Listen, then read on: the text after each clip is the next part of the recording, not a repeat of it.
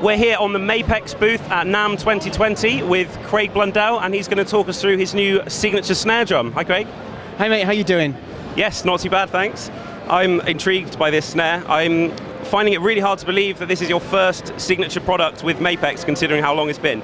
I know. It's a huge honor for me. You know, it's such an amazing drum company that are actually really on the step up now, and they're doing some really innovative products. And I'm going to save all the corporate spiel because I'm sure I could easily talk from like the catalogue of what it contains. But for me personally, to get a signature snare drum is one of the things that I wanted forever. You know, when you pick up the magazines and you see posters of your idols and you see things like this, you're like, oh, I'd love to be the face of a product. And you know, you look around the booth and it's like you see your poster at 9 foot tall. It's amazing. So yeah, double vision here going on.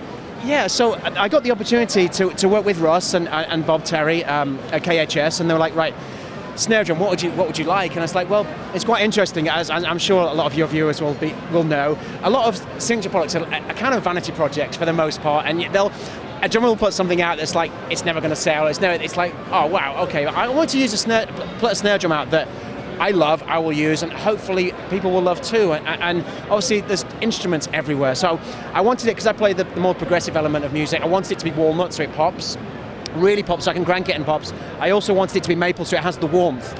So so you can crank it, it pops, as you detune it, you get that warmth coming in. So I was going to ask what else was on the sort of, what was at the top of your list when they said, right, Craig, let's do a signature model. What was your short list of things other than the wood, which you just mentioned? Yeah, it was wood, pure sound. I wanted the pure sound enhancer wires. I wanted a different Mapex throw, taking nothing away from the throws.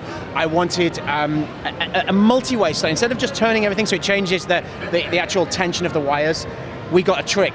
We got a trick to commission a throw. So we have a multi-way throw on the trick thing, which makes such a huge difference, and it sounds beautiful. So, I mean, this was the thing for me, is that it's so pretty. It's so pretty. So inner ply of maple, it's 6-ply, and a walnut outer ply with the enhancers. My friends at Aquarian commissioned 2 heads, which was really quite rare, which is obviously that Mapex worked with another brand. So we commissioned a classic clear bomb, so it's super thin.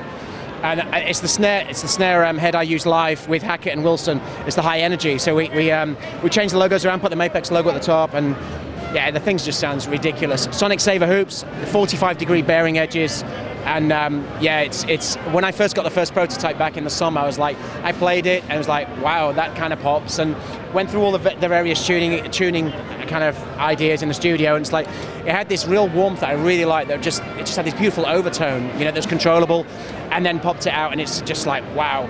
So I'm going to use 2 on the rig. On the next Hackett tour, I'm going to use one as the main and one as an auxiliary, same size. So it's got quite a versatility in tuning then to be able to do that, yeah? Massively, yeah. It's quite a heavy head, so it's more associated with the metal side of things. But I don't know, the maple seems to just soften the head a little bit, which is really, really nice. So do you want to hear it? Yes, please. Yeah. So outer edge.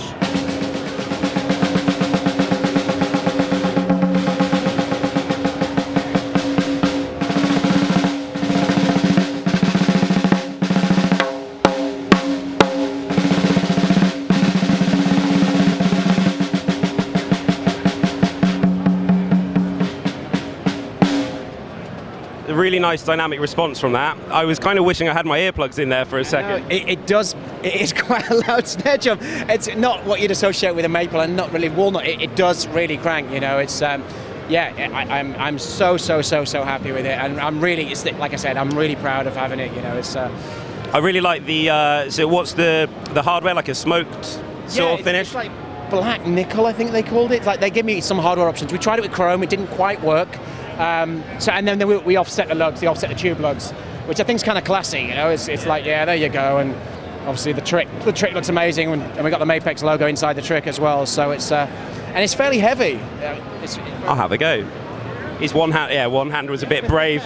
Amazing. So you mentioned that you had your first prototype in the summer. Yes. How many sort of iterations, were you a bit of a diva with it? Has it gone through a lot of different versions, or? Oh, absolutely. I was complete diva about it. I went full on Whitney Houston.